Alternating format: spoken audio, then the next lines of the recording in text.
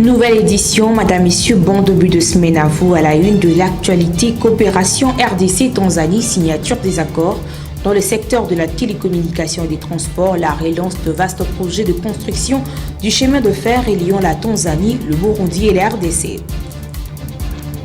Reprise des affrontements à Rangira dans le Nord Kivu, le FARDC capture des éléments du mouvement terroriste M23. Après ces hostilités, la population sévit dans des villages approximatifs. On parle d'environ 186 000 déplacés. C'est lundi 24 octobre, le monde célèbre la journée internationale de la lutte contre la poliomyélite, une infection qui s'est transmise par contact oral avec la matière fécale. Madame, Messieurs, bienvenue. Le président de la République, Félix-Antoine Tshisekedi, est à Dar es Salaam pour une visite d'État. Il a été accueilli par son homologue tanzanien, Samia Suluhu, à l'aéroport international de Julius Nyerere avant de se rendre au palais présidentiel tanzanien où des intenses activités ont été organisées, notamment un tête-à-tête suivi d'une rencontre bilatérale élargie.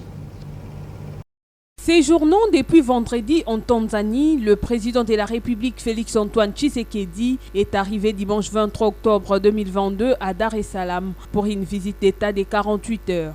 À sa descente d'avion, il a été accueilli par son homologue tanzanienne Samia Suluhu à l'aéroport international Julius Nyerere. Au State House, palais présidentiel tanzanien, les deux personnalités ont eu un tête-à-tête suivi d'une rencontre bilatérale élargie et l'assistance à la signature par les deux pays des protocoles d'attente dans le domaine des télécommunications et des transports. Il suit de signaler que les échanges ont porté sur la coopération bilatérale, la sécurité régionale, la position de l'Afrique pour la COP27, les conséquences de la guerre en Ukraine, l'agression de la RDC par le M23 soutenu par le Rwanda et les solutions pour rétablir la sécurité et la stabilité dans l'Est de la République démocratique du Congo. Dans son compte rendu sur leur tête-à-tête, le chef de l'État, Félix Tshisekedi, a indiqué que leur échange avait porté sur plusieurs sujets, notamment la coopération bilatérale, l'agression de la RDC par le Rwanda, son voisin qui préfère la déstabilisation et l'insécurité. La sécurité est très importante pour nous, actuellement en République démocratique du Congo, nous qui faisons face à une agression, malheureusement soutenu par un des pays voisins, un pays frère. C'est d'autant plus pénible pour moi que j'ai mis beaucoup d'énergie, depuis que je suis président de la République démocratique du Congo, à développer des relations fraternelles avec tous nos voisins. Nous en avons 9. Malheureusement, l'un de nos voisins ne l'entend pas de cette oreille et il préfère, lui, la déstabilisation et l'insécurité, je ne sais pas pourquoi. Nous devons réussir ce défi à augmenter le commerce entre les pays africains. C'est comme ça que l'Afrique va aussi réussir à exister par elle-même. Vu le nombre d'Africains qu'il y a sur cette terre, je crois qu'il sera très rapidement possible de faire de l'Afrique un continent qui compte et qui pèse aussi dans le contexte international. Sur le plan international, nous avons évidemment parlé de la guerre russo-ukrainienne et des conséquences qu'elle entraîne en Afrique, à la fois sur le plan alimentaire, mais également sur le plan énergétique et la nécessité que nous avons de discuter entre nous, Africains, pour voir quelles sont les possibilités que nous avons afin de faire face à cela. Le chef de l'État, Félix Tshisekedi, a parlé de ses relations avec le président rwandais. Paul Kagame est devenu froide à cause de son soutien au mouvement terroriste M23 qui agresse l'Est de la RDC. C'était lors d'une interview accordée à BBC. Regardez. Elles sont froides, bien évidemment. Que pourriez-vous penser d'autre? C'est lui qui, malheureusement, a décidé d'agresser la République démocratique du Congo. Et pourtant, lorsque je suis arrivé à la tête de mon pays, je suis allé voir tous nos voisins, nous en avons 9, pour leur dire « je veux que nous engagions nos relations sur des programmes de développement, des projets qui vont être d'intérêt commun à nos deux pays, à nos deux peuples, pour évidemment évoluer, aller vers le développement, sortir notre sous-région de cette image qu'on lui colle de violence, d'instabilité, d'insécurité et tout ça. Ça avait bien marché pendant 3 ans, les relations étaient excellentes, nous avons dû revoir tout cela, arrêter tout cela, parce que nous avons eu l'impression d'avoir été poignardés dans le dos. Et ça, c'est inacceptable. Le Premier ministre Jean-Michel Sama Lukonde a tenu une séance de travail ce lundi à la primature avec une délégation du Fonds monétaire international conduite par la conseillère du département Afrique et responsable de mission du FMI pour la RDC, Mercedes Vera Martin, sur le défi relatif au maintien de la stabilité macroéconomique au niveau de la RDC. Suivez. Nous avons une session de travail avec son Excellence le Premier ministre. C'est une discussion très constructive sur les défis au niveau de maintenir la situation de stabilité macroéconomique au niveau du pays. Les résultats pour 2022, c'est que l'économie de la RDC a montré de résilience significative au niveau des chocs externes très importants. Au niveau des croissants, on prévoit un niveau de croissance plus haut dans ce moment, au-dessus de 100,5% cette année.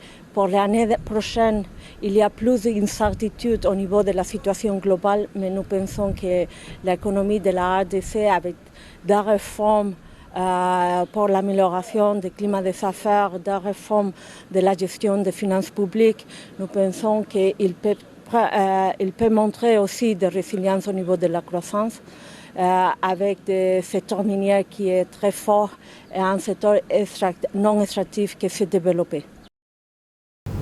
La 8e édition du Forum économique du réseau d'affaires Makutano a débuté ce lundi 24 octobre à Kinshasa sous thème Infiniment territoire, 145 raisons de parier sur la RDC en présence de membres du gouvernement aux côtés de 500 opérateurs économiques venus de 39 pays du monde auxquels le Premier ministre Jean-Michel Sama Lukonde a expliqué les objectifs du programme de 145 territoires. Les objectifs de ce programme, c'est 4 composantes qui ont édicté finalement notre action. La première composante, c'est celle justement d'aller vers cette réponse, d'apporter des infrastructures socio-économiques de base. On voudrait voir plus d'autonomisation de la femme. On voudrait voir plus d'enfants à l'école, plus de jeunes filles à l'école. Je vais être un peu plus précis parce que dans notre action, bien sûr, on met toujours la jeunesse au centre. Mais au-delà de cette jeunesse, nous voulons voir plus de participation féminine.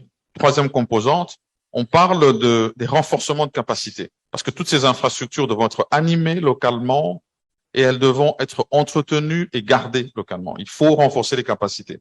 Non seulement des populations locales, mais aussi des acteurs économiques qui veulent participer à ce programme, tant dans justement la mise en œuvre des projets d'infrastructures qui doivent se mettre à jour par rapport à toutes nos procédures de passation de marché, mais les mettre à niveau du point de vue compétitif avec les autres acteurs économiques au niveau national. Et un système de suivi, évaluation efficace de ce programme, non seulement au niveau du gouvernement, à la plus haute instance, le président de la République, le gouvernement et même les entités locales, et finalement la population à travers un outil informatique qui va leur permettre d'avoir suffisamment d'informations sur le programme. En rapport avec la situation de la reprise des hostilités entre le FARDC et le M23 dans la partie est de la République démocratique du Congo, le général Sylvain Ekenge Efomi fait le point autour de position de l'armée congolaise sur l'axe Rangira-Rwangungu-Tchengoro dans la province du Nord Kivu qui ont été ciblés par de rebelles M23 et ses alliés. La situation reste sous contrôle des vaillants combattants congolais. les forces armées de la République démocratique du Congo portent à la connaissance de l'opinion nationale et internationale que, malgré la bonne foi et la volonté de son Excellence, Monsieur le Président Félix Antoine Tshisekedi, de trouver des solutions concertées dans la guerre d'agression imposée par le Rwanda à notre pays, les forces de défense du Rwanda, sous les couverts du M23, ont lancé depuis jeudi le 20 octobre 2022 des attaques sur les positions des FARDC sur l'axe Rangira-Rwanguba-Tchengerero. Après avoir essuyé des revers sur cet axe où elles croyaient s'emparer facilement de cet important tronçon routier en vue d'empêcher le ravitaillement des forces loyalistes, une autre offensive a été lancée sur l'axe Kamgenga, où les affrontements se poursuivent. Dans l'ensemble, nos hommes se comportent de manière exemplaire sur le terrain et les forces loyalistes continuent à fixer l'ennemi. La situation est sous leur contrôle dans tous les fronts. Ces attaques ont mis fin à la calmie qui s'observait dans le théâtre des opérations, provoqué des morts inutiles et entraîné la souffrance de nombreuses personnes déplacées qui fuient les combats. Au total, un civil a été fauché par les bombes rwandaises et 5 autres personnes blessées dans l'axe Rangira-Rwanguba-Tchengerero. Dans l'axe Tamugenga, 3 civils ont été tués et 35 autres blessés, dont les enfants à Nyabikoro, près de l'hôpital. Les forces armées de la République démocratique du Congo rassurent la population de leur détermination de répondre avec vigueur à ces attaques, de défendre l'intégrité de notre territoire et de protéger la population jusqu'au sacrifice suprême. Toujours dans ces registres consacrés à la sécurité, le porte-parole des opérations Sokola 2, le colonel Guillaume Ndjike, a annoncé le dimanche 23 octobre dernier dans la province du Nord Kivu que certains rebelles du mouvement M23 ont été capturés lors des affrontements qui les opposent aux forces armées de la République démocratique du Congo.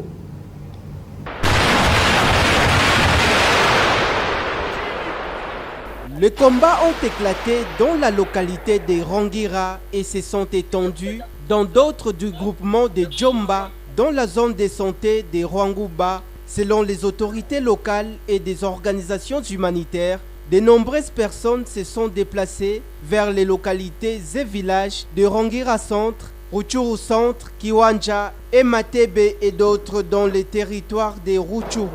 Il faut signifier que des dizaines de personnes provenant de Bunagana, Kasindi et Tchengerero auraient traversé en Ouganda selon des sources humanitaires.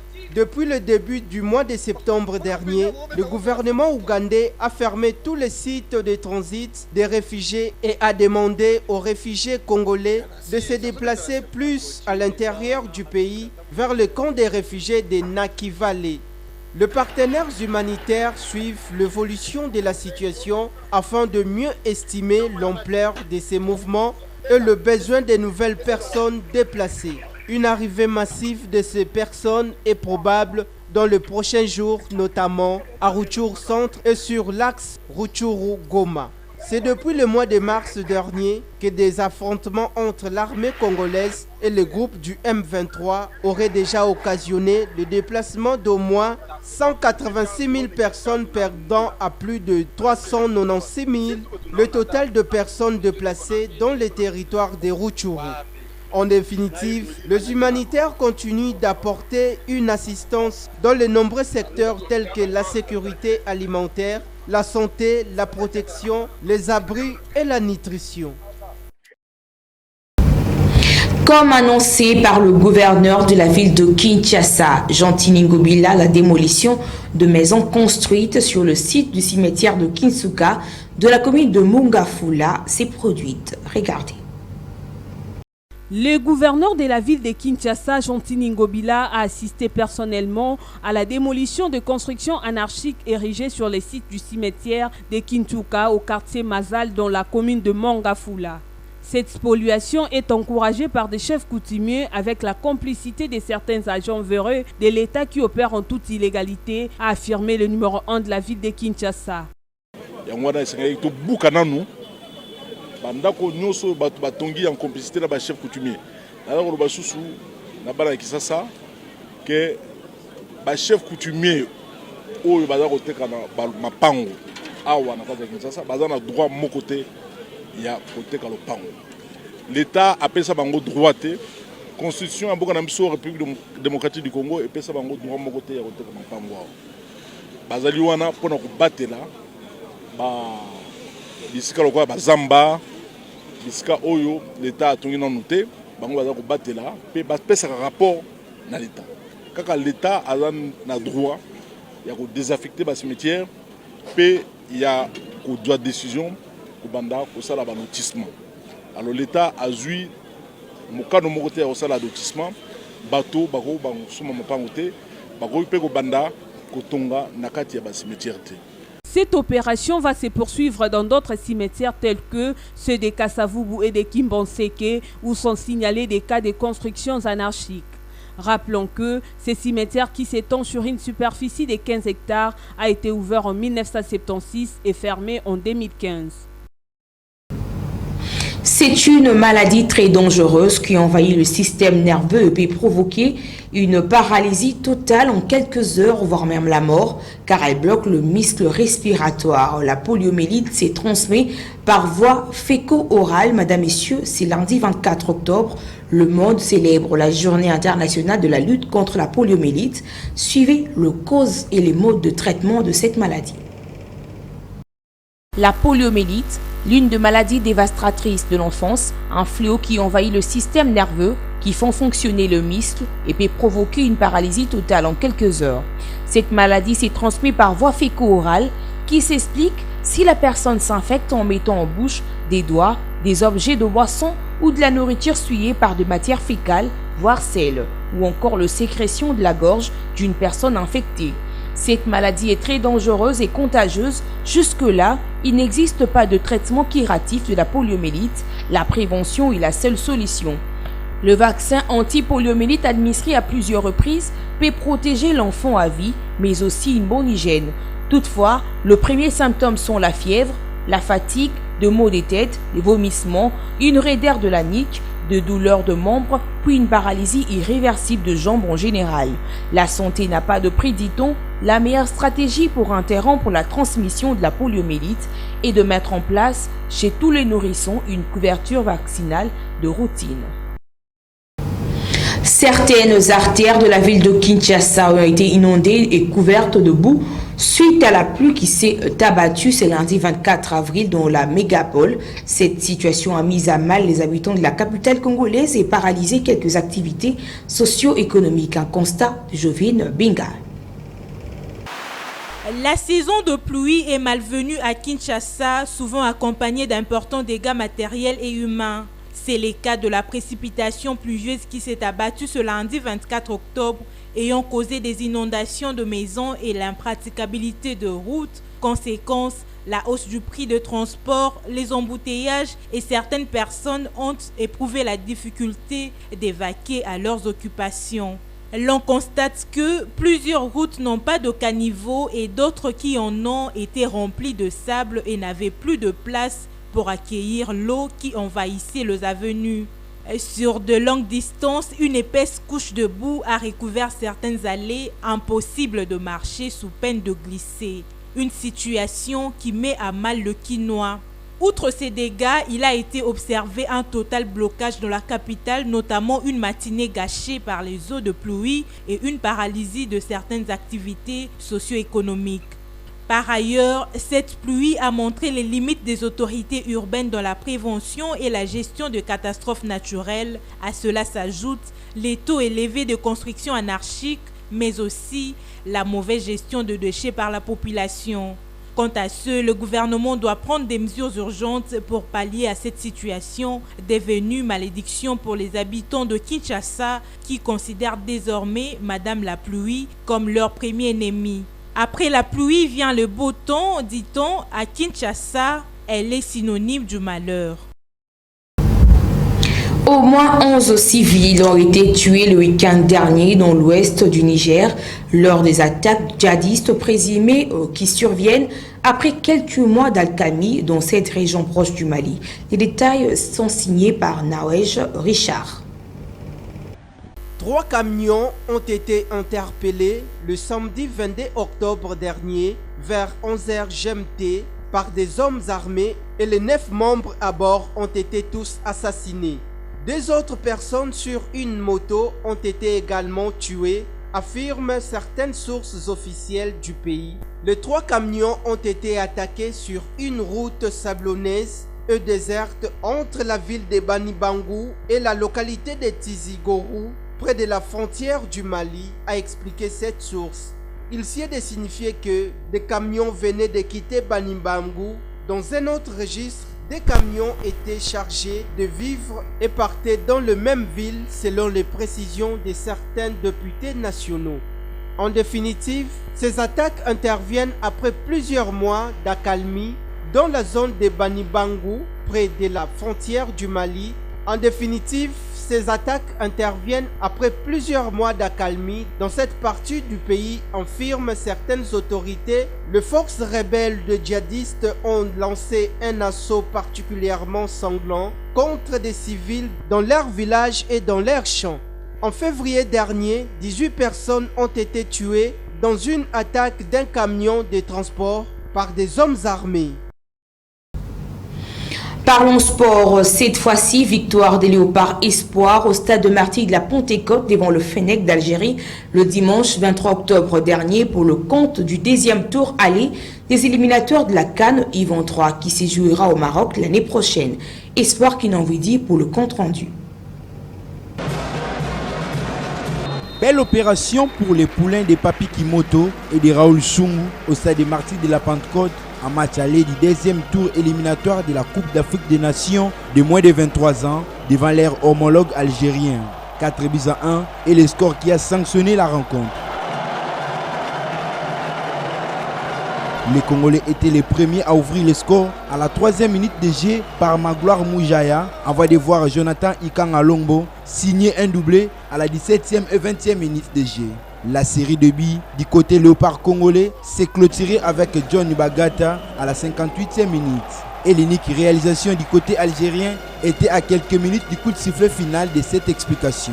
Il s'est de noter que les Léopards Espoir de la République démocratique du Congo croiseront le Fennec d'Algérie le samedi 29 octobre prochain à Alger en match retour du 10e tour éliminatoire de la CAN Maroc 2023. Que retenir sur les impressions du côté congolais et algérien après cette rencontre? Au finish, les sélectionnaires de ces deux formations nationales étaient face à la presse. Suivez. On a parlé des 20 premières minutes qui seront un peu difficiles pour nous. Donc au lieu de faire quelque chose, on a fait autre chose. Donc, voilà, on a payé cash en première mi-temps. Ce que je retiens, c'est la deuxième mi-temps et les 3 buts qu'on doit remonter match retour. Voilà, on garde nos chances, on joue chez nous, dans nos conditions. Voilà, il faut remonter 3 buts pour se qualifier. On va y travailler pour peut-être déterminer. Voilà. Après, on va réfléchir comment. On va réfléchir à l'entame du match, on va réfléchir à la gestion du match, on va réfléchir déjà à la composition, déjà remonter le moral des joueurs après une défaite et leur expliquer que bon, on est passé à côté pendant une période qui nous a coûté cher. Donc les 20 premières minutes, ça nous a coûté très cher. On avait à cœur de pousser, de presser cette équipe algérienne parce que l'Algérie c'est une grande nation de football, ça il faut le reconnaître. C'est pas parce que vous gagnez aujourd'hui et que tout est fini. Je sais qu'en Algérie, ça va être encore très compliqué pour nous parce que c'est une très bonne équipe et ils ont raté seulement leur entame du match. Moi je pense. Voilà. C'est la détermination, comme vous le dites, On avait à cœur à terminer le match en première période et la chance nous a sauvé. On va encore travailler. Heureusement, maintenant, on connaît bien nos adversaires. On va essayer de mettre un plan de jeu pour ces matchs retour, mais rien n'est encore fait. C'est 3 billes dans un match de football, c'est rien. On va essayer d'être prêt. On va travailler et les gêner au maximum au match retour. Et pourquoi pas. Inch'Allah, on va se qualifier. Si Dieu le veut, on va se qualifier. Poursuite de la 28e édition de la Ligue nationale de football. Le Grand Katanga a abrité 3 affiches le dimanche 23 octobre dernier. Le Saint-Éloi Le Popo a frôlé un nul dans la ville de Likasi devant l'US Panda B52 à Kolwezi. Blessing a eu raison sur JS Group Bazano et Simba FC s'est courbé à domicile face au tout-puissant Mazembe sur la note de 3-0. Le condensé de ces rencontres dans ses commentaires est signé par Espoir Kinonvidi. L'espace Grand Katanga a accueilli 3 affiches de la 28e édition de la Ligue nationale de football, dont 2 dans la ville de Kolwezi et une rencontre à Likasi. Dans la ville de Kolwezi, Blessing FC a eu l'avantage sur la jeunesse sportive groupe Bazano par un score sans réponse de 3-0. Les réalisations ont été signées Dan Mbaya, Sanjabuloya et Metro Senga. Et dans l'autre match qui a opposé le Corbeau du tout-puissant Mazembe au Kamikaze de Simba FC dans les après-midi du dimanche 23 octobre a tourné en faveur du protégé de Moïse Katumbi sur la note de 3-0. Les poulains de Pamfi Miayo ont arraché une 2e victoire après celle enregistrée face à l'Union sportive Panda B52 avec ce même score en première journée. À Likasi, le Saint-Éloi Le Popo a échappé à un nul devant l'Union sportive Panda B52, 3-2 et le score au coup de sifflet final. Mohamed Nibanga Souba et ses poulains sortent tête haute après un nul enregistré à la première journée face à Lubumbashi Sport.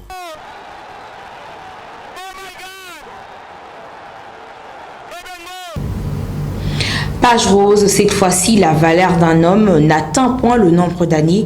Une nouvelle bougie soufflée en ce lundi 24 octobre par Ronnie Manzila, caméraman à Kinactu Télévision qui fête son anniversaire en ce jour. Toute l'équipe rédactionnelle et technique le souhaite un heureux anniversaire. Que Dieu puisse lui témoigner encore une longévité dans sa vie.